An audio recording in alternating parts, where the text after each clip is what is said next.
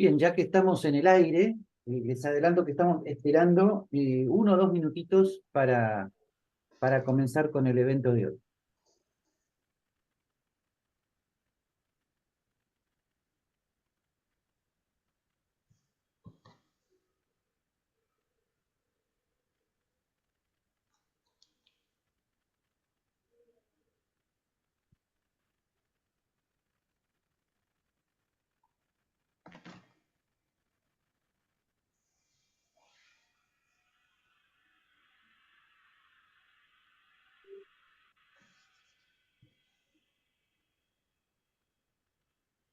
Bueno, mientras tanto estoy compartiendo la pantalla para invitarlos a que puedan seguirnos en nuestras redes sociales, ¿sí? Esto es válido tanto para las personas que se están pudiendo sumar en vivo como para las personas que puedan hacerlo de manera sincrónica. Saben que todas las clases, todas las participaciones de nuestros miembros en lo esencial del liberalismo quedan grabadas.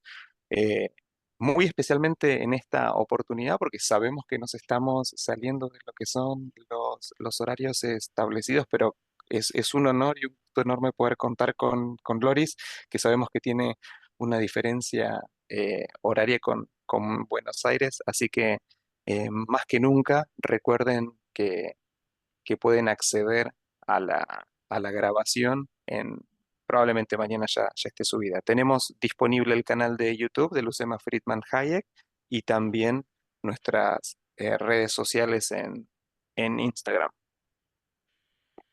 Así que están todos invitados. Bien, eh, ¿te parece, Andrés, entonces que comencemos con las presentaciones pertinentes? Por supuesto, los dejo. Bien, entonces hoy tenemos el inmenso honor de tener con nosotros a Loris Sanata, que es uno de los más brillantes historiadores italianos en este momento y se ha especializado en historia latinoamericana y particularmente en la historia del peronismo en la Argentina, cosa que en la Argentina lo ha hecho famoso para bien o para mal, porque de un lado y del otro, ¿no? Como siempre sucede, es apreciado o criticado por el análisis técnico y crítico que él hace del fenómeno peronista. Y hoy justamente nos va a hablar sobre el liberalismo en contraposición a las ideas de la izquierda latinoamericana, ¿no? Pero vuelvo a decir, su análisis no es solamente el peronismo argentino, sino toda la izquierda latinoamericana. Eh, Antes de comenzar, les recuerdo que por favor vayan haciendo ya sus preguntas en Question and Answers, ¿eh? Que luego Andrés y yo las iremos levantando y coordinando, ¿ok? No en el chat, sino donde dice Question and Answers. Bien, Loris, todo tuyo. Muy bien, muchas gracias Gabriel por presentarme, gracias a todos los que están asistiendo. Le pido perdón por el horario medio raro que les toca padecer. Aquí son las 5:30 de la tarde, pero entiendo que para ustedes es un horario medio así, medio incómodo. Em, a ver, aparte de agradecer, por supuesto, el Centro Firma Ayer por la invitación. Yo he pensado aprovechar esta primera parte de mi ponencia para exponer esencialmente algunos conceptos de tipo general eh, para enmarcar la cultura política de la izquierda latinoamericana, como se la suele llamar. Yo no les niego, no lo niego a Gabriel, que cuando leí el título un poco me sentí desubicado porque le digo que yo en 30 años de enseñanza no creo haber utilizado nunca en clase las palabras izquierda y derecha, no porque no existan, claro que sí que existen, por supuesto, ¿no? Son culturas arraigadas, grandes autores han escrito sobre la izquierda y la derecha, pero generalmente son categorías bastante intuitivas y en cierto sentido totalmente racionales dentro de un marco liberal democrático, ¿no? Donde hay un consenso generalizado sobre el tejido institucional y, bueno, a lo largo, dentro de este marco institucional, las ideologías, la cultura se distribuyen en un abanico que va desde la derecha a la izquierda. Ahora, en Latinoamérica, históricamente, este gran consenso sobre los fundamentos de la democracia o de la liberal democracia no se dio. Y generalmente lo que llamamos la izquierda latinoamericana, y está bien que la definamos así, porque ella misma se define así, ¿no? Y hay que tomar en serio la gente que se define de cierta manera, pero generalmente no aceptó. No lo aceptó de forma explícita en el pasado o no lo acepta de forma implícita el sistema liberal democrático, ¿no? Piensa, repito, explícita o implícitamente, según los casos históricos, en otra forma de organización institucional, social, valorial, etcétera, etcétera. De ahí que yo utilice otras categorías y que generalmente haga hincapié en un corte histórico, que es un corte entre una visión del mundo que podría llamar liberal democrático para simplificar, y una visión del mundo que tiene una raíz antigua, muy, muy antigua, pero antiguo no quiere decir perimido, ¿eh? Quiere decir simplemente que es más antigua, pero que sigue existiendo y tiene una extraordinaria vitalidad. No voy a explicar aquí por qué en Latinoamérica, si hay preguntas, claro que lo vamos a debatir, porque en Latinoamérica esta otra visión del mundo tiene una vitalidad extraordinaria, superior probablemente a la del liberalismo, que es una visión que yo llamo orgánica, o tal vez sea más correcto definirla holística, ¿no? Los invito, ya que están cursando un curso de ese tipo, a un clásico al respecto, ¿no? O sea, Karl Popper, La sociedad abierta y sus enemigos, el holismo como concepción social y los problemas que implica, ¿no? Bueno, pero eso lo dejo ahí, para decirle que el término izquierda un poco me desplazó, pero ya verán que no, yo lo reconocí a este esquema que les estoy proponiendo, o sea, dos visiones del mundo. Claro que esta es una presentación esquemática la mía. En realidad en la historia no existen visiones del mundo, existen grises, ¿no? O sea, existen visiones que sí existen, pero que se cruzan entre ellas todo el tiempo, de manera que el liberalismo argentino tiene muchos rasgos, argentino, latinoamericano, en realidad en general, tiene muchos rasgos, aunque sean inconscientes, de la tradición orgánica, y la tradición orgánica también con el tiempo terminó absorbiendo algunos, no mucho, pero algunos de la tradición liberal. Ahora, dicho esto, y sin meterme en la historia, si hay preguntas sobre la historia, siéntanse totalmente tranquilos si quieren preguntar acerca, porque, bueno, hay una genealogía de la historia de la izquierda latinoamericana que va mucho atrás en el tiempo, y si vamos atrás, capaz que encontramos las raíces históricas de la izquierda latinoamericana en lugares que se podrían definir muy de derecha en realidad, ¿no? Así como por otra parte en la derecha europea muchas veces se encuentran raíces que están en la izquierda, ¿no?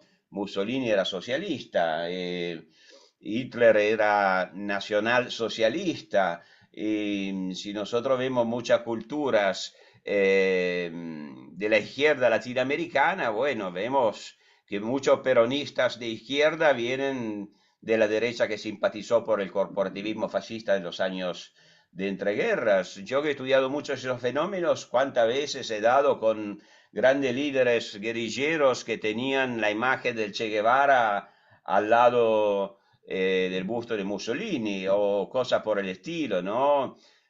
Hubo pases, se llamaban entonces, extraordinarios en los años 50 y 60, y lo que los mancomunaba era el antiliberalismo, precisamente. O sea, el gran antiliberalismo de la época de entreguerras era el corporativismo fascista, la fantasía de renovar la sociedad orgánica medieval en contra del liberalismo que tenía la culpa de fragmentar el orden natural representado en esa épica histórica por la cristiandad medieval, pero después a partir de los años 50 y 60, el gran antiliberalismo es el socialismo, y ahí el pase del nacionalismo corporativo al marxismo en muchos casos, ¿no? Si hay preguntas de Marx podríamos hablar y entender por qué para la izquierda latinoamericana, y no solamente para la izquierda latinoamericana, yo diría para la izquierda de los países latinos y católicos, el marxismo puede llegar a ser tan popular. Yo que vengo de una familia marxista, comunista, de obreros y crecidos en una región blanca italiana como el Véneto, bueno, la pregunta de por qué los países católicos han sido y muchas veces siguen siendo más atraídos por el comunismo que países de otra tradición religiosa es, yo creo que vale la pena una consideración. Bueno, no la hago acá. Yo me voy a, este es nada más una provocación para posiblemente profundizarlo después, pero voy a algunos rasgos de la izquierda latinoamericana y claro, le voy a contraponer, o sea que sigo el título que me ha sido dado de la charla, cuáles son los rasgos opuestos que le opone el liberalismo, ¿no?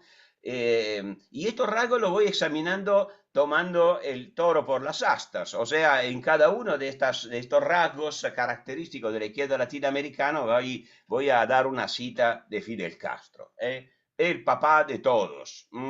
En realidad Fidel Castro también tuvo sus papás, porque en realidad el joven Fidel Castro fue muy influenciado por el peronismo argentino, hay toda una tradición que decía que viene de más lejos, pero bueno, tomamos Fidel Castro, que quién puede negar que ha sido el papá de la izquierda latinoamericana. Todavía hoy, Lula en Brasil iba todos los años a tomar clases en Brasil, todos los fenómenos chavistas o sandinistas o lo que sea han tenido una relación de hijo a padre con el castrismo, de manera que, bueno, tomemos el toro por las astas. Bueno, primer rasgo, que también es el más impactante de la izquierda latinoamericana, que como dije, bueno, no se casó nunca, no se concilió nunca con la tradición liberal democrática. El primer rasgo es el unanimismo. Fidel Castro, cuando tomó el poder, dijo una frase: hay que reconocerle a Fidel Castro cierto genio, que lo tenía, bueno, puede ser un genio del mal en muchos aspectos, pero que lo tenía el genio, y además una capacidad de hablar claro. A mí me gustan las personas que hablan claro, aunque no estoy de acuerdo con ellos. Las prefiero a la persona, por ejemplo, una de las que estoy escribiendo ahora en una biografía, que nunca son claros. Yo prefiero los claros. ¿Y qué decía Fidel Castro? Decía, bueno, aquí, o sea, en Cuba, en el nuevo orden revolucionario, no va a ingresar la famosa división de poderes de famoso Montesquieu. Y efectivamente en Cuba la división de poderes no ingresó nunca. Ahora, no es simplemente el tema de la división de poderes. Todos sabemos que en el constitucionalismo liberal la división de poderes corresponde eh, a la idea, bueno, que hay que evitar la concentración de poder. Finalmente, el liberalismo nace como visión del mundo antiabsolutista. No lo olvidemos, ¿no? Es una forma para desacralizar el poder y al civilizarlo, dividirlo para que no se concentre. Yo tengo muchos colegas liberales italianos que cuando le preguntan por una definición de liberalismo se limitan a esto. O sea, no piensan en la dimensión económica, que también existe, es importante, relevante, pero que hoy está tomando demasiado el monopolio de la definición de liberalismo. Hoy cuando se habla de liberalismo casi parece simplemente una doctrina económica, pero bueno, hay la filosofía, ¿no? En el comienzo. Y en el comienzo, bueno, muchos dicen, y yo creo que tenga razón, bueno, es una visión del mundo que está finalizada a evitar la concentración del poder. De ahí que el poder se divide, ¿no? Los check and balances entre los poderes son esto. Ahora, en la visión de Fidel Castro y después absorbida por la izquierda latinoamericana, no.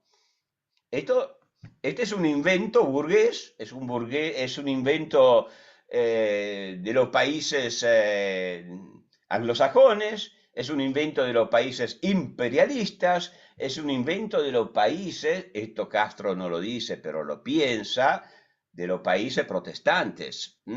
O sea, es una fragmentación, lo digo así, de lo que debería ser unido.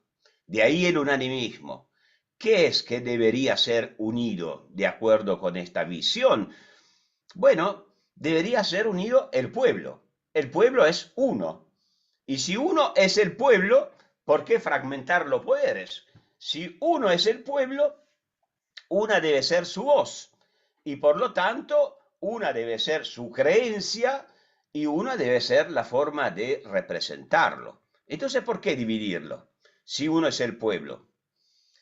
Ahí empezamos a ver que la izquierda latinoamericana, porque estoy citando a Fidel Castro, o sea, el padre de la izquierda latinoamericana, tiene una visión orgánica, holística. O sea, la idea es que no se puede separar el mundo terrenal. O sea, así como la naturaleza está regida por un principio holístico, todo está conectado con todo, y la suma no es la suma algébrica de lo que forman parte del conjunto social, sino que es un conjunto que lo supera, al mismo tiempo, en el orden social pasa lo mismo. O sea, el orden social debe corresponder a un conjunto holístico, donde todo se conecta con todo. Ojo, porque en esa tradición orgánica había un señor que este mismo principio lo explicó en alemán. O sea, ein Volk, ein Reich, ein Führer. El principio es este. Ahora, claro que esto no significa que necesariamente esta visión del mundo tiene que llevar al holocausto, ¿no? Pero las raíces implícitas o potenciales sí que existen, porque la idea es que el pueblo es uno. No es un pueblo plural, no casualmente cuál es el opuesto también etimológico del unanimismo, es el pluralismo. El liberalismo se supone que es o debería ser plural y por lo tanto división de poderes, y evolucionando cuando el liberalismo evoluciona en democracia, pluripartidismo, libertades individuales, la sociedad es plural. Ahora, repito, en la visión de la izquierda latinoamericana, no. La sociedad es unánime. ¿Por qué? ¿Cuál es la condición? A mí me interesa más el aspecto filosófico, porque históricamente este principio del unanimismo se puede declinar de diferentes formas, pero el principio filosófico no cambia. O sea, la unanimidad. ¿Cuál es el principio entonces que rige el orden social? Bueno, siempre el señor que yo no estoy nombrando, al que le estoy dedicando una biografía en este momento, lo explica muy bien. No es un hombre que viene de la izquierda, pero como están viendo, la izquierda tiene raíces en una visión orgánica que, como yo le dije al comienzo, tiene sus raíces en un mundo dominado por lo sagrado, antiguo, ¿no? Bueno, ipse armonía est, decía San Basilio ya, y dijeron muchos, ¿no? O sea, la idea que el orden social está basado en un principio de armonía. O sea, lo ideal, y no solamente lo ideal, la idea es que hubo una edad del oro en que efectivamente regía el principio de armonía. Tan es así que en ese relato histórico que la izquierda, no sé cuán consciente, pero la izquierda lo hereda en realidad de una visión religiosa del mundo, en principio había la armonía. Y el liberalismo, como el secularismo, como el capitalismo, como etcétera, etcétera, etcétera, etcétera, y la misma democracia, han sido los factores que han fragmentado esta armonía originaria. Ojo, porque aquí estamos en una encrucijada filosófica fundamental. Porque para la izquierda la idea es que en el principio había una armonía. Un proceso histórico de fragmentación causó su caída. Y causó fragmentación. Esta es la gran culpa histórica del liberalismo. Haber fragmentado lo que se suponía era armónico. Y entonces el objetivo de esa izquierda es restaurar la armonía perdida. La utopía de la izquierda, por lo tanto, es una utopía en realidad regresiva. Implica la conquista de una tierra prometida que se supone proyectada en el futuro, pero que implica el regreso a una edad del oro originaria. Destruyendo los factores, por supuesto, de disgregación, de fragmentación. Por eso su gran enemigo es el liberalismo, porque el liberalismo fragmenta lo que era unido. Ojo, porque el liberalismo Ahora, el liberalismo quiere decir todo y nada, ¿eh? Yo no estoy hablando de esto, pero no podríamos meter adentro ahí, porque ¿cuántos liberalismos hay? Yo soy de aquellos que piensa que el liberalismo es una mentalidad, ¿no? Es una sensibilidad. Tengo una visión minimalista, pero no tan minimalista, porque en la sensibilidad kantiana, yo diría, del liberalismo, la armonía no existe. O sea, la armonía es un sueño. Lo que existe es que el hombre, que es madera torcida, en el hombre hay el bien y hay el mal, en la sociedad y en el mismo hombre, ¿no? O sea, puede haber el bien y el mal. No está bien pensar en el hombre como un hombre que puede lograr la perfección. O sea, ponerse como objetivo la armonía es en sí mismo un principio totalitario. Vuelvo a Popper. O sea, no casualmente Popper decía el principio holístico, por bueno y maravilloso que suena, o sea, lograr la armonía, es un principio totalitario porque implica la perfección. Y si el sueño es la perfección, todo lo que es imperfección, la madera torcida de Kant, entonces debe ser eliminado para conseguir la perfección. Por eso es un principio esencialmente totalitario.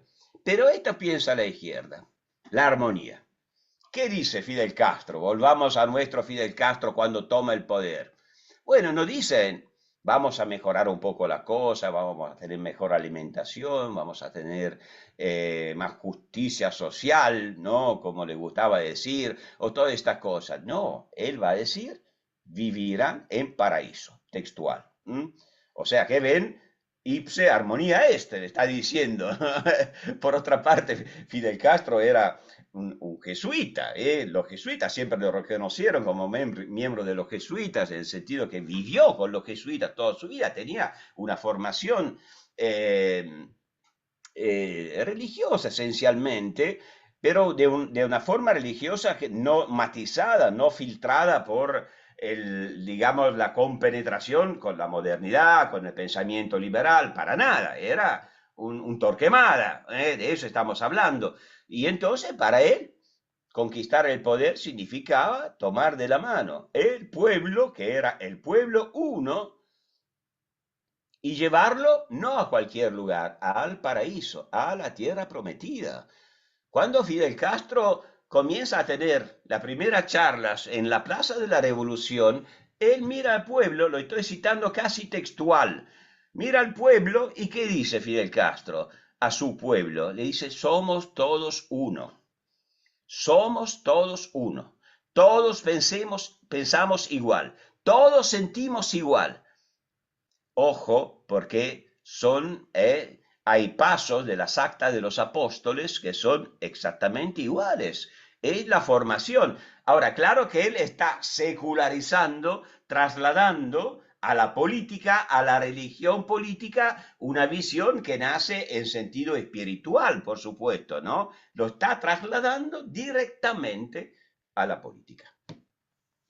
Bueno, esto es el unanimismo, pero respecto del unanimismo quiero añadir una última consideración que yo creo que es fundamental, que distingue esta cultura política de la izquierda latinoamericana que, como ven, no tiene una raíz secular, seculariza una raíz, una visión religiosa del mundo, pero tiene una raíz de ese tipo, pero que la distingue de la tradición liberal.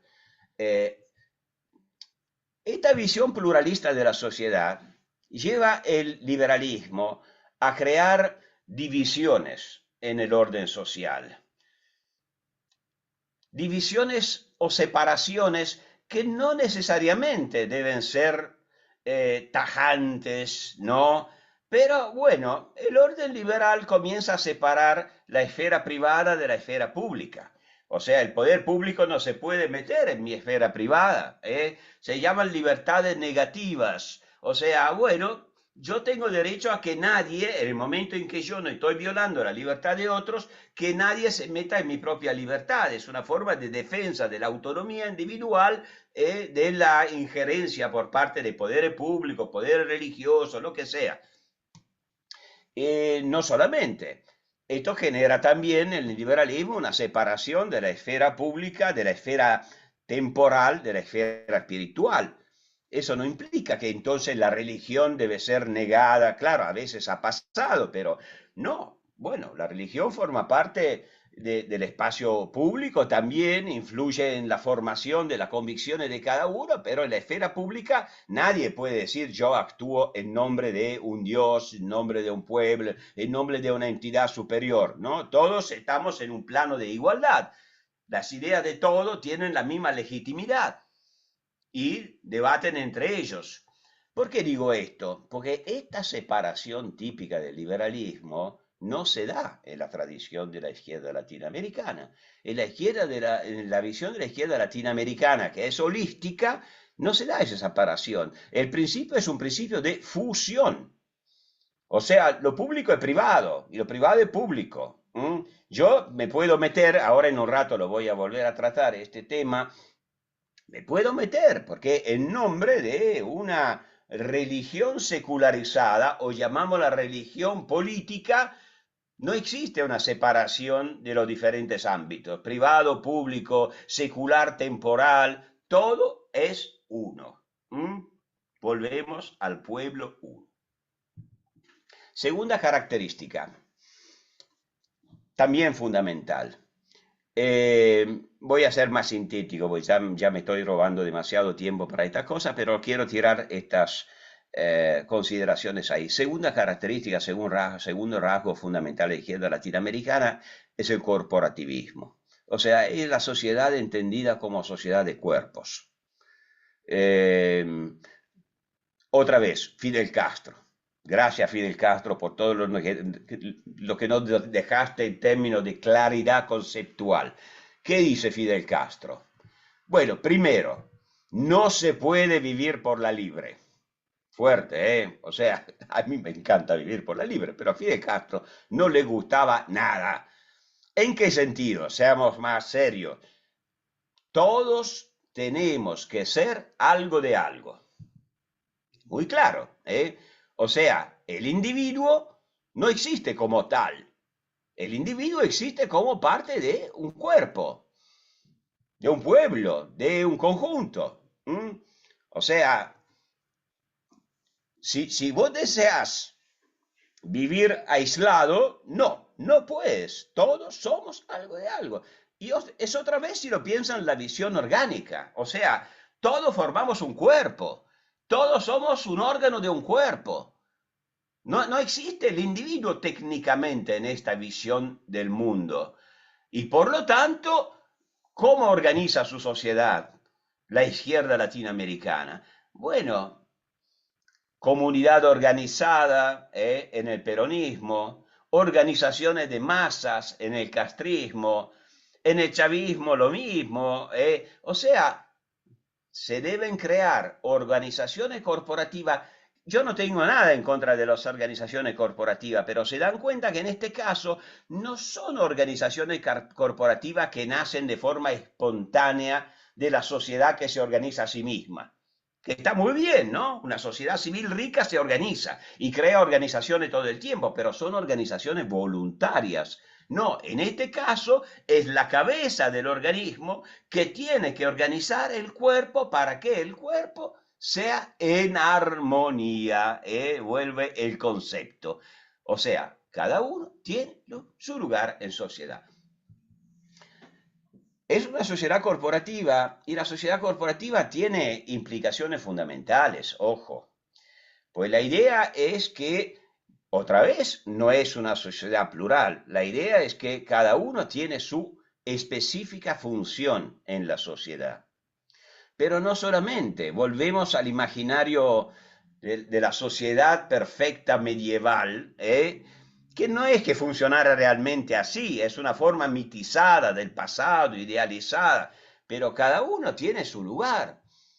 O sea, en esta sociedad no hay movilidad social. O sea que el destino de la persona está en cierta medida o en amplia medida determinada por el nacimiento. Yo ocupo este lugar en la sociedad, no voy a cambiar de lugar en la sociedad, porque el destino social ya está dibujado. Yo formo parte de una corporación y esta va a ser mi corporación. Ahora, nosotros no entenderíamos la extraordinaria potencia de esta visión del mundo si no entendiéramos que es una visión del mundo, si lo piensan, extraordinariamente inclusiva. En esta sociedad donde todos tenemos que ser algo de algo, todos tenemos un lugar. O sea que es una sociedad extraordinariamente inclusiva, de ahí su extraordinaria popularidad a lo largo de la historia. Nadie se queda en el camino. Cada uno tiene su lugar. Ahora, claro que el precio es la renuncia a la libertad individual. O sea, y no solamente a la libertad individual, a algo más importante todavía, a la creatividad. O sea, una sociedad de ese tipo es necesariamente muy conformista. Es el grupo que decide, no el individuo. Por eso esta sociedad no favorece, es inclusiva porque estás protegido todo el tiempo. Yo formo parte de una corporación, que sea el género, que sea la edad, que sea la profesión, que sea el territorio, que sea lo que sea, yo soy protegido todo el tiempo. Nadie me abandona. Pero el precio es que yo tengo totalmente que conformarme a la costumbre de mi cuerpo social. Una sociedad de ese tipo es muy poco innovadora, es muy poco creativa, le tiene miedo a la creación y a la innovación, al que se sale del carril. Y es el sueño, volvemos a Popper. ¿Qué dice Popper? Bueno, el sueño de esa visión holística de la sociedad armónica, el sueño es eliminar la historia, porque la historia es degeneración, la historia es pecado, la historia es dolor, la historia es caducidad, todos morimos finalmente, ¿no? Entonces la idea es eliminar el cambio histórico. A mí me pasó muchas veces, eso ya es anecdótico, pero no tanto, de hablar con cubanos que viven en Italia. Y bueno, muchos te dicen, ¿por qué me fui de Cuba? Muchos dicen, bueno, quería vivir mejor, quería tener más oportunidades, pero al final casi todos llegaron el momento en que te dicen, porque yo me aburría. ¿Qué quiere decir? Que yo ya sabía que el futuro iba a ser igual al pasado. Era una vida sin expectativa. Yo formaba parte de mi cuerpo y la historia ya estaba escrita, mi historia. Una vida sin riesgo, sin poder construirse su propio destino, imagínense. Pero el sueño es esto. Ahora, nosotros imaginamos que la izquierda es progresista, pero estamos viendo que esto es todo menos que progresista. Esto es lo más regresivo que puede existir. Le tengo miedo a la historia, entonces trato de paralizar el cambio. Por eso yo siempre digo que en realidad la visión del mundo más progresista que ha creado el hombre es el liberalismo. El liberalismo sí que implica el cambio, implica el riesgo.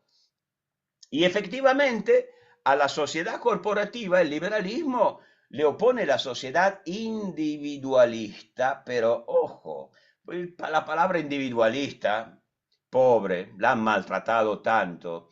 Otra vez Popper recordaba, liberalismo no quiere decir egoísmo, individualismo no quiere decir egoísmo. Lamentablemente, el control del lenguaje es la mayor forma de hegemonía en sentido gramsciano, y haber dejado pasar la idea que individualismo significa egoísmo es tremendo. Bueno, individualismo en realidad es lo opuesto de colectivismo, de organicismo, de unanimismo, de corporativismo. Eso es. La persona individualista simplemente está reconociendo la autonomía del individuo. Después el individuo puede formar grupos todo el tiempo y puede ser la persona más solidaria del mundo y puede ayudar a los demás, pero de forma espontánea, libre. Esto opone el liberalismo. El individuo es, con sus sagradas libertades, no puede ser subsumido en nombre de un valor superior teórico a un cuerpo que lo supera. No puede ser, no puede ser. Tercer rasgo, el estado ético. Aquí también voy a ser todavía más esquemático. ¿Qué es el estado ético? Bueno, es una definición hegeliana, ¿no? Pero que tiene también otras raíces. Ahora, arrancamos esta vez por el liberalismo. En el liberalismo, el Estado es, o debería ser, después no existe el Estado puro, pero el Estado es neutral. El Estado no puede tener una fe, el Estado no puede tener una ideología. El Estado es la cancha donde se juega, no es de nadie. El Estado queda, cambian los gobiernos, cambian, pero el Estado queda ahí. Son las reglas del juego, está escrito, y el Estado no se mete. Es impensable que en nombre del Estado yo utilizo los instrumentos del Estado para hacer propaganda a mi propia fe, mi propia ideología, mi propio partido. Eso es lo natural. Y si pasa, y muchas veces pasa, que alguien en un régimen liberal democrático utiliza las instituciones del Estado para tratar de adoctrinar, para tratar de hacer propaganda en uso propio, bueno, esto debería generar una reacción de los anticuerpos de la sociedad. No está bien, porque el Estado es neutro, es la cancha. Bueno, en la izquierda latinoamericana no es así, lo vemos todo el tiempo. El Estado no puede ser neutral, no debe ser neutral. Y de hecho, en la tradición de la izquierda latinoamericana, el Estado es utilizado precisamente para inclinar la cancha, para inclinar la cancha. Otra vez, Fidel Castro. ¿Cómo lo decía este Fidel Castro? Lo dijo de mil maneras esto, pero una forma entre muchas. Por ejemplo, el sistema de instrucción, la educación tan relevante, tan importante, ¿no? ¿Qué decía Fidel Castro? Bueno, decía, en los sistemas burgueses, o sea, en la tradición liberal democrática, en la educación existen muchas verdades y por lo tanto no se entiende nada. En la escuela burguesa no se entiende nada porque hay muchas verdades. En Cuba, decía, no es así. En Cuba hay una verdad y el rol de la escuela es difundir esa verdad. Aquí también las raíces son lo de los estados confesionales. La izquierda latinoamericana contemporánea puede parecer una paradoja, pero es heredera del concepto confesional del Estado que existía en la época dominada por lo sagrado y que gracias al liberalismo se superó en pos de un pluralismo de oferta cultural. O sea, la idea es que desde el Estado ético, que el Estado debe ser usado ¿para hacer qué? Bueno, para catequizar. Claro, acá ya no estamos hablando de la religión, estamos hablando de la religión católica o del protestantismo o no lo sé, del budismo, lo que sea. Estamos hablando, no sé, la religión política del peronismo es el justicialismo, para Castro es el comunismo castrista, para Chávez es el chavismo, o sea, todos los instrumentos, todos, cuando digo todo digo no solamente la escuela, digo el servicio militar, digo el deporte, digo la sanidad, digo el arte, digo la música, todos los instrumentos de los que el Estado puede hacer uso deben ser utilizados para catequizar, para crearse un ciudadano conforme con ese modelo. Repito, es como en los estados confesionales. O sea, hay una religión pública que es una religión política y el rol del Estado es precisamente de catequizar para crear ciudadanos fieles de esta religión pública. Precisamente lo que está prohibido, tajantemente prohibido en el Estado liberal democrático. Y la otra cara, ¿cuál es? La otra cara es que el hereje debe ser combatido. O sea, si yo tengo que crear una uniformidad confesional, como decía Eva Perón, ni un ladrillo tiene que quedar en pie que no sea peronista. O sea, si todos tenemos que ser de la misma religión política, los heréticos no pueden convivir con nosotros. No casualmente suelen ser deshumanizados. Son gusanos, son fifís, son escuálidos, son gorilas, son animalizados. O sea, no son ciudadanos legítimos, quedan afuera de la legitimidad.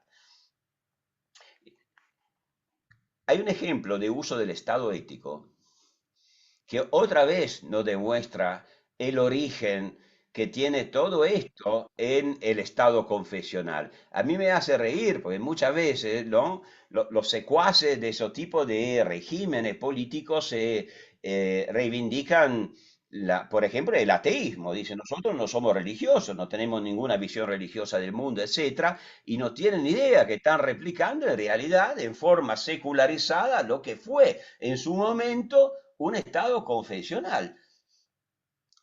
En Cuba, en los años 60, se hacían asambleas de moral comunista. Se hacían en las escuelas, en los lugares de trabajo. Eran cosas terribles que dan miedo, porque ¿cómo funcionaban? Bueno, es el grupo que juzga el individuo.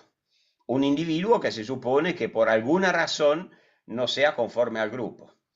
Era la Asamblea de Moral Comunista esto. Generalmente los que tomaban como blanco eran los efeminados, como los llamaban. Los efeminados se suponía que podrían ser homosexuales o simplemente, aunque no fueran homosexuales, la idea era que un efeminado no está bien. Cuba es macha, es fuerte, tiene una energía vital. Miren, un régimen de izquierda que utiliza categorías que nosotros las asociamos al superhomismo nazi, bien de derecha. La diferencia es totalmente inexistente. Bueno, ¿y qué hacían? Lo metían en el medio y la clase empezaba a exigirle al efeminado que confesara, uso estos términos no casualmente, que confesara sus pecados, sus debilidades, y al final tenía que hacer auto da fe, tenía que admitir que era culpable y merecedor del castigo. Si lo piensan, es un ritual, aparte de autoritario, totalitario, pero es un ritual donde el individuo debe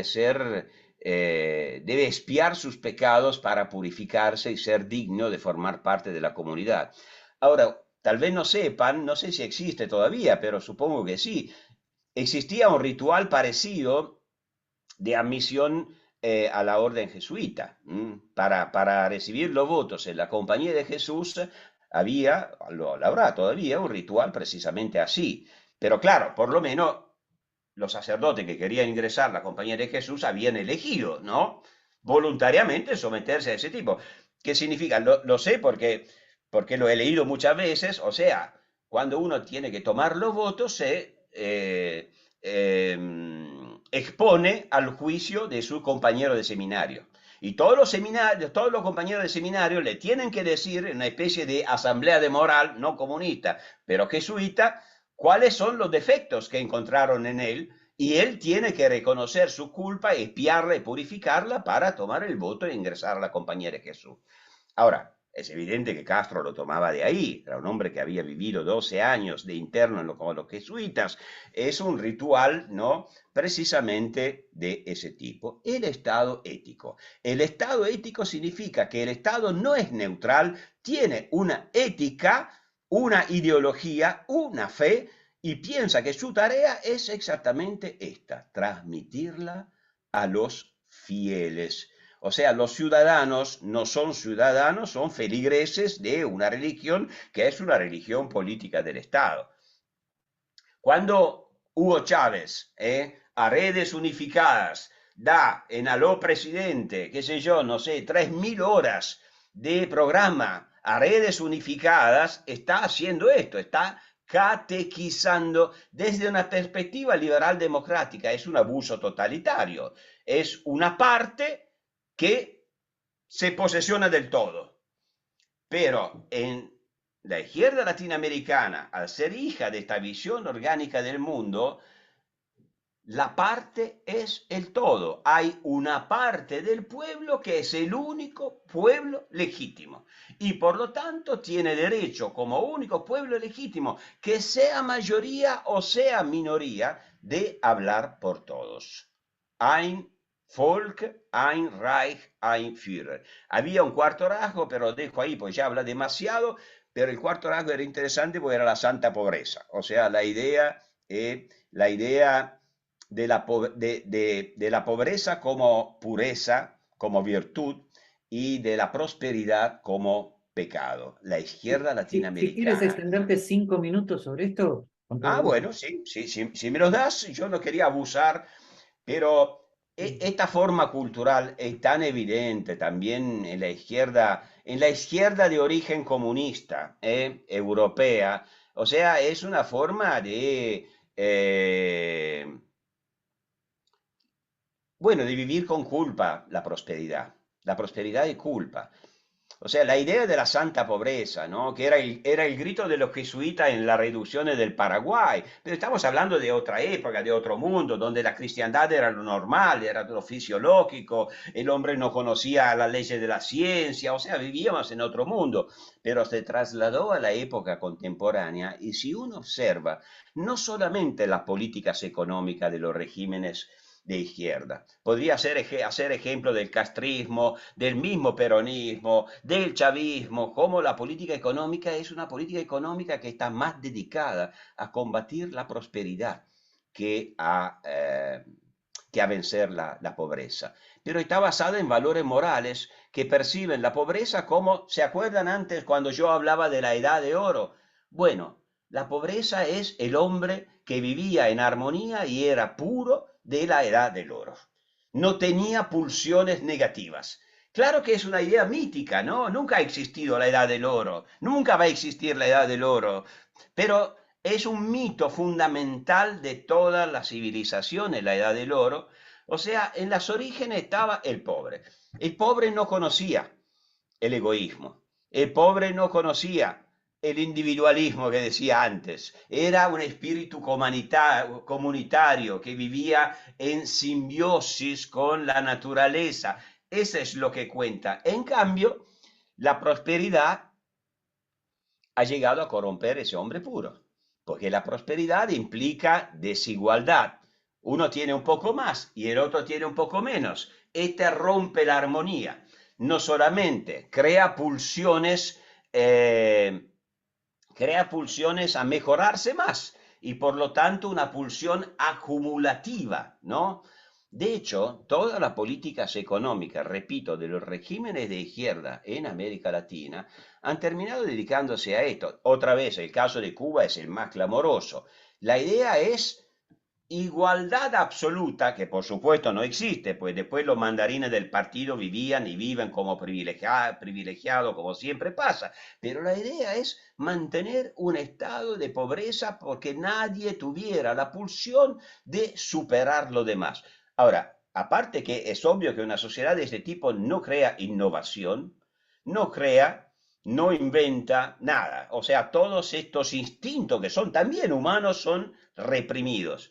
Pero la idea es no generar desigualdades. Muchas veces se dice, ¿no? La izquierda, diferentemente de la derecha, es para la igualdad. La derecha, en cambio, no es para la igualdad, es para el progreso material, etcétera, etcétera. Bueno, en realidad esta igualdad de la izquierda está precisamente en contra del progreso material. Era lo que le achacaba a la izquierda Olof Palme, por ejemplo, ¿no? Un hombre de izquierda, Olof Palme, el gran fundador de la socialdemocracia sueca, un hombre culto, interesantísimo intelectualmente, que, bueno, él recibió en Suecia muchos exilados de la izquierda latinoamericana, ¿no? Y les decía, bueno, pero nosotros, y él hablaba como socialdemócrata sueco, hijo de una visión protestante del mundo, ¿no? Etcétera, etcétera, le decía, nosotros queremos combatir la pobreza, no la riqueza. Ustedes, en cambio, quieren combatir la riqueza, no la pobreza.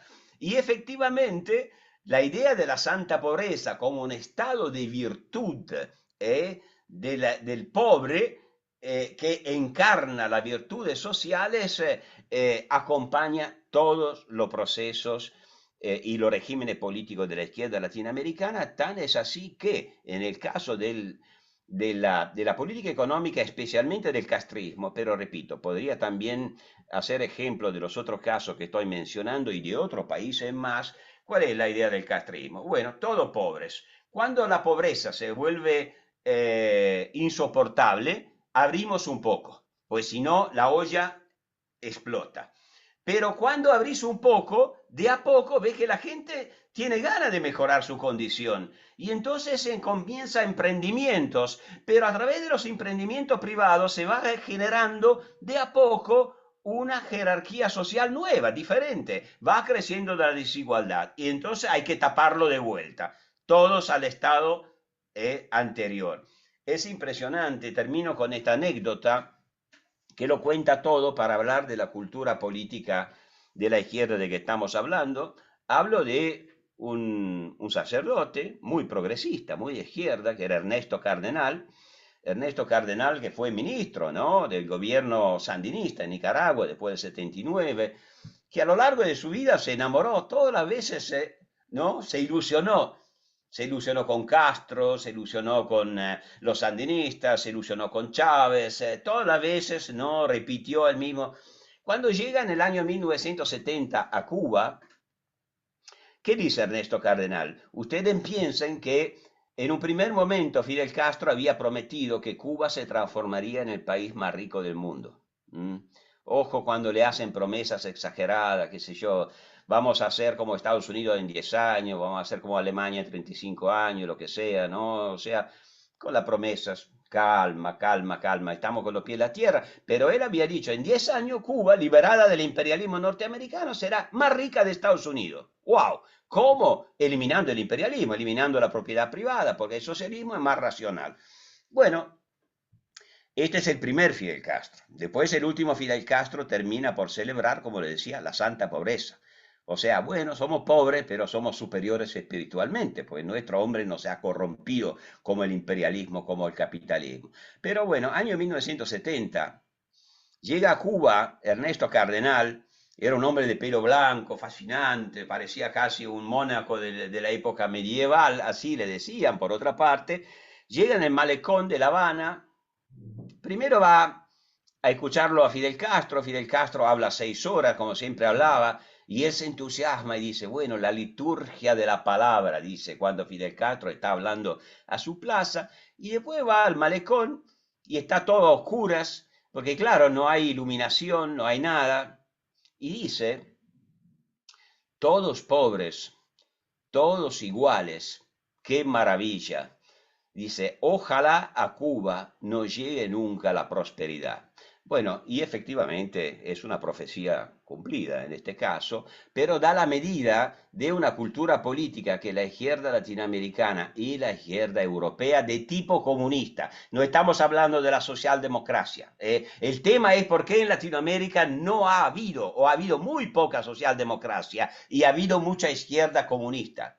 Este es el tema cultural que se da también en Italia, que se da en España. O sea, ¿por qué? Porque efectivamente el comunismo tiene otra raíz y su raíz es esencialmente de tipo religioso orgánico. Bueno, aquí paro, fui demasiado largo, pero creo que bueno, es un aporte. Bien, bien, vamos a coordinar las preguntas, que obviamente no vamos a poder abarcar todo lo que hay porque es una exposición que da para mucho. Bueno, vamos a comenzar este, por el principio. Eh, bueno, una primera pregunta es ¿por qué no tenemos en la región, América Latina, partidos, partidos políticos realmente liberales que permanezcan en el tiempo? Eh. En fin. Es una excelente pregunta y me da pie para, sin profundizarlo, o el tema daría para mucho, para otra charla. Yo le dije al comienzo que claramente estas dos tradiciones se han influenciado entre ellas. Y como para lo teórico de la secularización, hay muchos estudiosos de los fenómenos de secularización que justamente observan, bueno, un católico holandés se parece mucho más como cultura política, como sistema de valores, a un protestante holandés que a un católico latinoamericano en la mayoría de los casos. Acá podría decir lo mismo. O sea, un liberal latinoamericano se parece mucho más a un antiliberal latinoamericano que a un liberal anglosajón, probablemente. Hay que tener en cuenta, sin embargo, una especificidad del liberalismo en los países latinos y católicos, tanto de Europa como de Latinoamérica, que hay que tener en cuenta. O sea que el liberalismo en nuestros países, digo nuestro porque la historia de Italia, hay un historiador que estudió mucho el liberalismo italiano y realmente es muy parecido al argentino, por ejemplo, de otros países de nuestra. O sea, nuestro liberalismo no nació de forma endógena, gradual, a lo largo del tiempo, a través de un proceso endógeno, donde la esfera secular y la esfera religiosa colaborando, pero se fueron también distinguiendo entre ellas.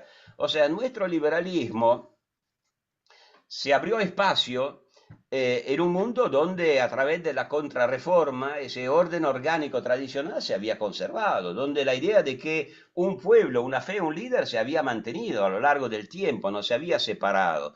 Y entonces nuestro liberalismo no casualmente fue un liberalismo bastante autoritario, bastante elitista, bastante, o sea, para abrir el armazón de la cristiandad, se encontró en una situación de minoría y en la mayoría de los casos tuvo que hacerlo a patadas. No casualmente, cuando nosotros recordamos la ilustración escocesa, recordamos un fenómeno de civilización gradual. Si pensamos en la ilustración francesa, vienen los jacobinos, o sea, la violencia, viene el autoritarismo. Entonces, el liberalismo argentino, latinoamericano, latino católico, tiene un problema de minoritarismo, o sea, creció en un ambiente hostil donde no habían raíces endógenas para crecer y se acostumbró muy pronto al ser minoritario en abrirse camino de forma autoritaria. Y esto queda en su cultura. Esto queda en su cultura. Y de hecho, si le hacen caso a lo largo de toda su historia, nuestro liberalismo terminó siendo un liberalismo esencialmente económico, o sea que trató de hacer hincapié en la dimensión de la doctrina económica del liberalismo, mucho menos en el constitucionalismo. De manera que en la historia latinoamericana nosotros nos encontramos con fenómenos liberales que son autoritarios, en algunos casos directamente regímenes militares que se postulan como liberales, que es un contrasentido, ¿no? Pero los hubo, los ha habido. Eh, y esta es una tarea pendiente, tarea pendiente. Y yo pienso, para contestar la pregunta que ha sido hecha, que en realidad no, no creo que el problema del liberalismo en América Latina sea que los partidos liberales no duren mucho. En Italia el Partido Liberal siempre fue un partido del 2-3%, partido de élites. Yo pienso que el liberalismo no debería ser un partido, debería ser, repito, una mentalidad. O sea que el problema del liberalismo en Latinoamérica es lograr eh, que todo lo asuman como un fundamento compartido. Después habrán liberales económicos y socialdemócratas, ¿m? Pero nos tenemos que acostumbrar en pensar también que los socialdemócratas también son liberales, son una adaptación del socialismo al liberalismo. En cambio, si pensamos que debe haber un partido liberal y que todos los demás son antiliberales, bueno, el liberalismo no sobrevivirá nunca. El liberalismo debe difundirse como una mentalidad que todos aceptan, todos los partidos. Esta es la gran hazaña que ha logrado Europa en la etapa de la Guerra Fría, que todos aquellos que antes se definían nacionalistas, socialcatólicos, socialistas, etcétera, etcétera, hasta comunistas, aceptaron el liberalismo como forma de vida institucional. Si en cambio, bueno, queremos que todo abarquen el libre mercado porque para nosotros es la idea mejor y que tienen que renunciar a sus ideas, no, no vamos a tener un espacio público liberal. Es muy importante esta respuesta, Loris, muy, muy importante. Y en relación a lo que estás diciendo, hay una pregunta muy sintomática de lo que está ocurriendo actualmente en Argentina y que tiene esencial relación con lo que dijiste. Eh, si las instituciones características del liberalismo como división de poderes, eh, estoy resumiendo, perdón, al que hizo la pregunta tengo que Sí. resumir, si, si se justifica arremeter contra ellas cuando limitan reformas liberales. Claro, Sí, no, ¿en qué entiendo. medida está justificado arremeter contra la división de poderes cuando el Congreso es antiliberal en cuanto a mercado, ¿no? Eso es lo que te están preguntando. Yo voy a ser muy tajante al respecto. O sea, Sí, yo puedo entender que la clase política es mala. El problema de la selección de la clase política es un problema en todo el mundo. No es un problema de hoy, no crean. Muchas veces vivimos en un presente total y absoluto, pero el antiparlamentarismo existe desde que existe el parlamentarismo, no se crean. Eh, o sea, la intolerancia hacia la política, o sea, esta clase sacerdotal de gente que se dedica a la política, el antipolítica siempre existió desde que existe la política, o sea, ninguna novedad. Pero yo en esto soy moralista, extraordinariamente moralista. No. O sea, en una mentalidad liberal no es aceptable, por malo que sea un Congreso, deslegitimarlo. De ninguna manera, es intolerable. De hecho, lo hicieron todos los fascismos cuando nacieron, o los comunismos que terminaron cerrándolos. No me gusta, yo también puedo ser.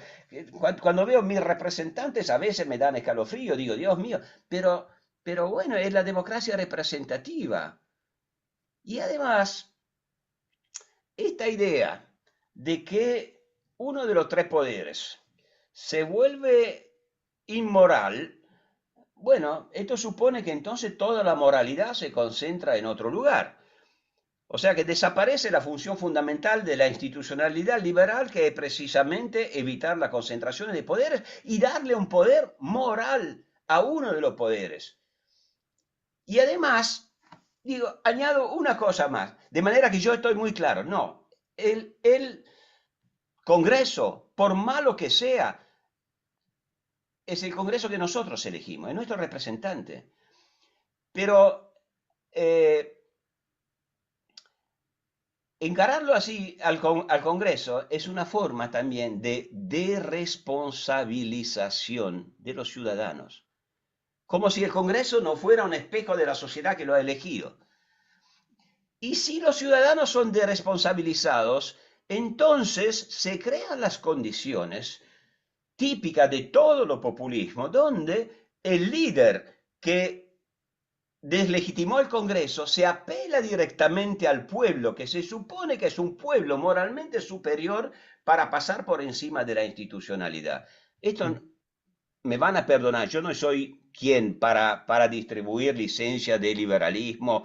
Yo la verdad no sé, no existe una oficina donde entregan patente de liberalismo y yo no tengo esta oficina, pero a mí me parece tan poco liberal, me parece tan iliberal, me parece tan antiliberal que me cuesta entender que después uno lo haga definiéndose liberal. Es inaceptable.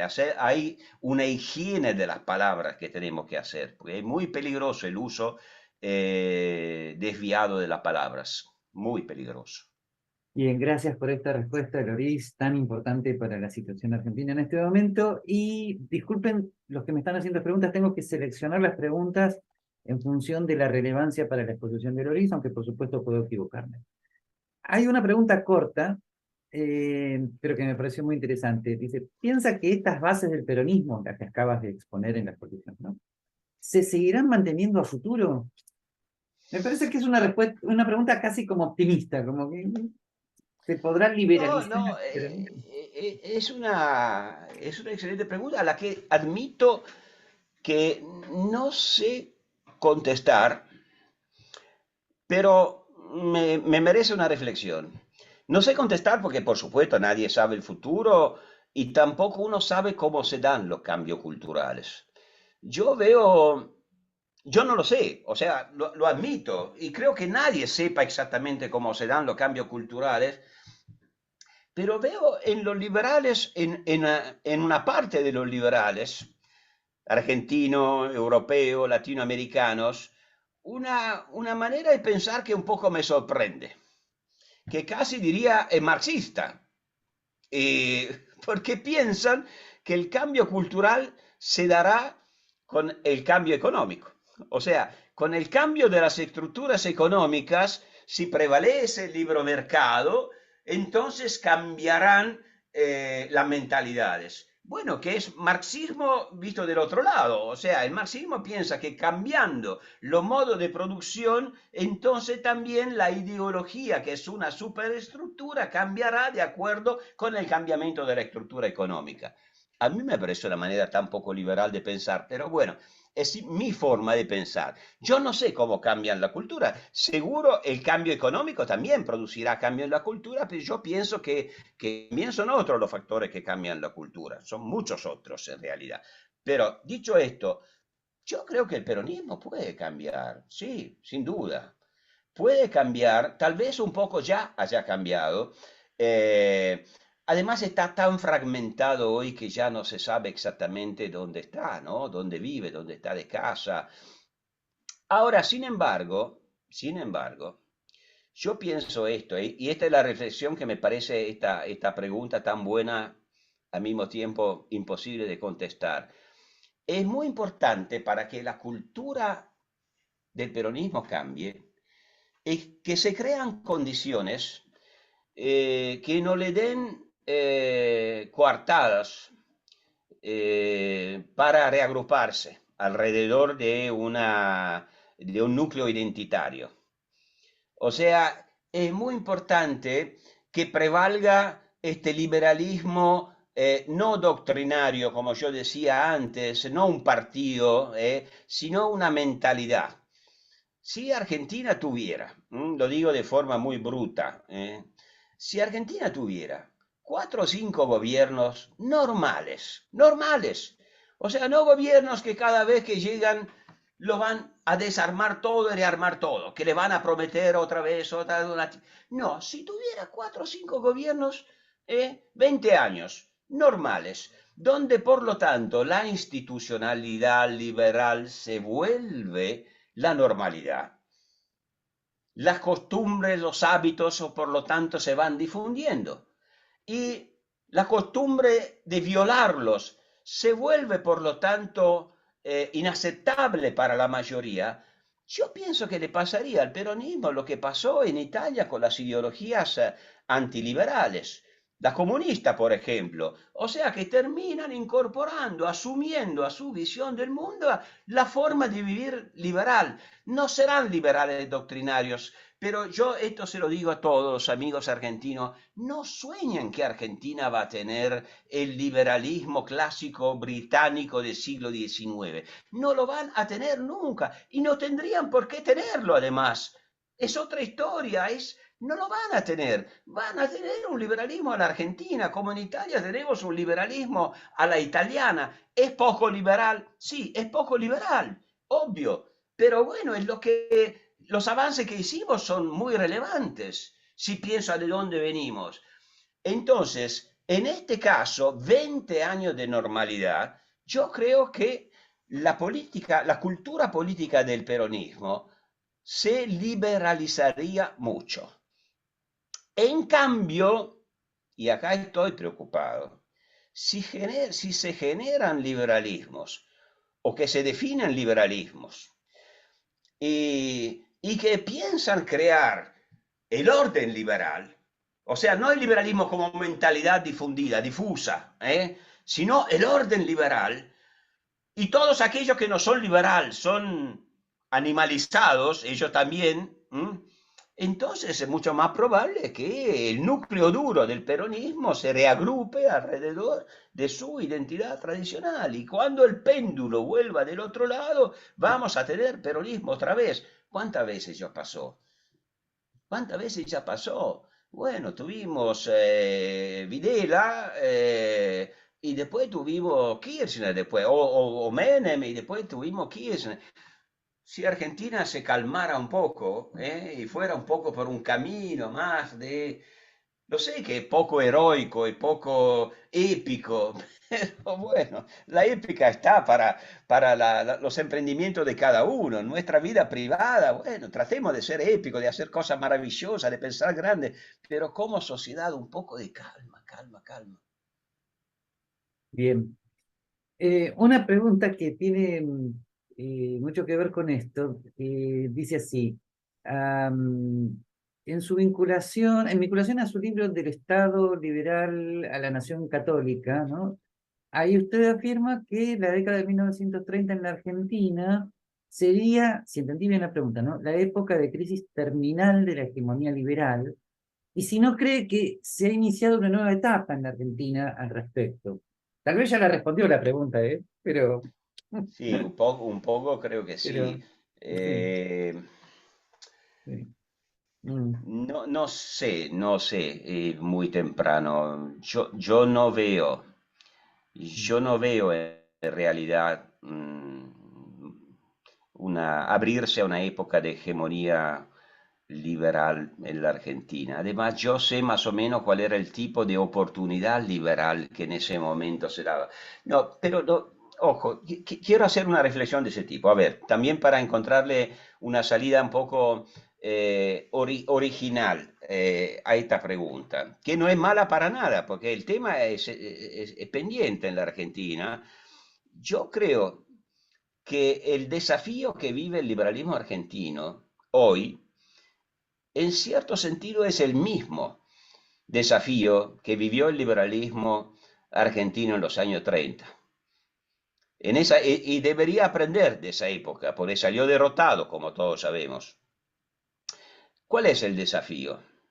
El desafío es un desafío histórico que se dio o se da en algún momento en todos los países y es el tránsito súper delicado de liberalismo a democracia. O sea, el liberalismo, por cómo nace, es una visión del mundo elitista, es inevitable, no nace en las capas populares. En Inglaterra se popularizó, es cierto, pero ahí nació de forma endógena a lo largo del tiempo, pero nace en las clases cultas. Y en un momento viene el delicado momento en que se tiene que popularizar, o sea, mantener lo que se puede mantener del liberalismo, pero con consenso popular. No es casualidad que en todos los países latinos y católicos, cuando se presenta este momento, el momento, decía Max Weber, ¿no? De la política de pocos a la política de todos, o sea, el tránsito del liberalismo a democracia, el liberalismo en nuestros países se viene abajo en todos los lugares. Bueno, con la excepción de Uruguay, y de Chile también en cierta medida, pero en España, Primo de Rivera, el salazarismo en Portugal, el fascismo en Italia, en Francia aguantó hasta que vino la guerra y Pétain hizo lo mismo, pero el varguismo, el PRI en México, el peronismo, o sea, no es casualidad. Es un poco lo que yo decía antes, ¿no? Un liberalismo minoritario le cuesta popularizarse en nuestros países porque el pueblo, entendido como los ciudadanos que votan, los ciudadanos políticos, generalmente tienen una cultura que es ajena al liberalismo. Ahora, si el liberalismo quiere popularizarse y por lo tanto convivir con la democracia, yo insisto, el mismo tema tiene que transformarse no en un orden liberal, no en un partido liberal, nunca un partido liberal, en estos siglos, no sé, en 1000 años capaz que sí, pero en países de cultura latina y católica va a ser un partido hegemónico. No, pero puede lograr transformarse en una mentalidad difundida y aceptada por todos. No va a haber un orden liberal en la Argentina, ni podía en los años 30, ni podrá en el futuro. Lo importante en la Argentina es que el peronismo se liberalice, el socialismo se liberalice, o acepten la regla de juego liberal, por lo menos. Es todo lo que podemos pedir.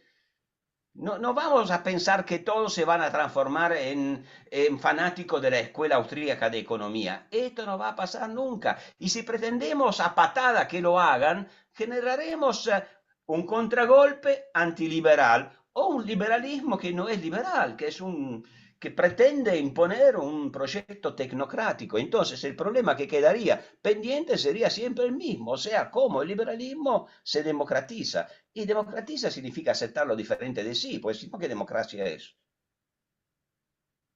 Loris, de mi parte una pregunta.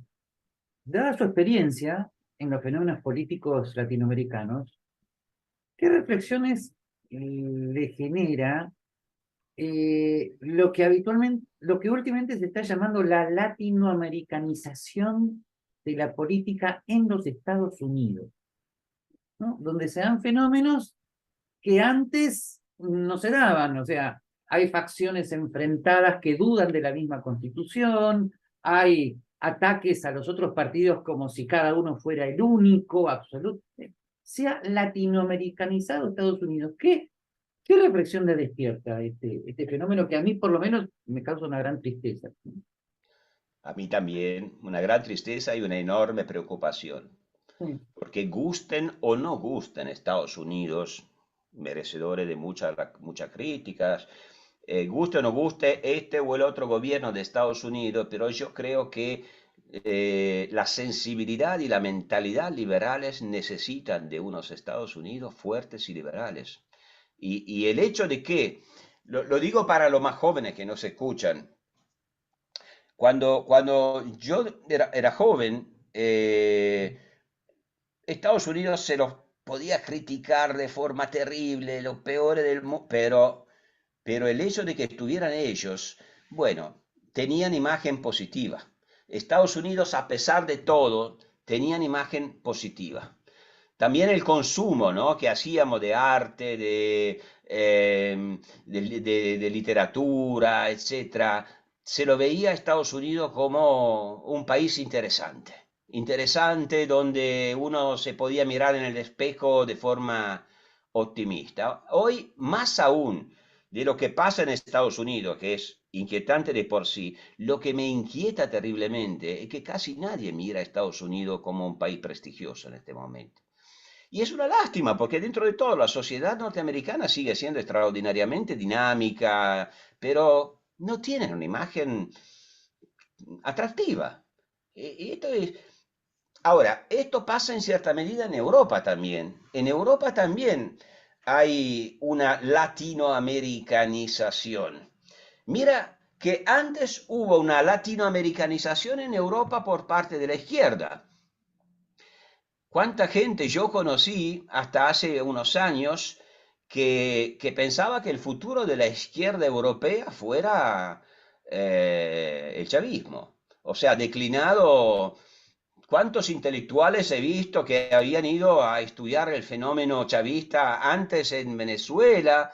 Después en todo iban, no sé por qué, a Quito. Todos iban a ver la Revolución Ciudadana de Correo. Yo le miraba y digo, ustedes están locos, realmente ustedes piensan que en Europa tuvimos un socialismo que se socialdemocratizó e hizo grandes cosas. Yo no soy un socialdemócrata, pero le tengo enorme respeto. Hicieron cosas muy buenas, muy importantes. Y además insertaron la corriente socialista dentro de un mundo que es liberal.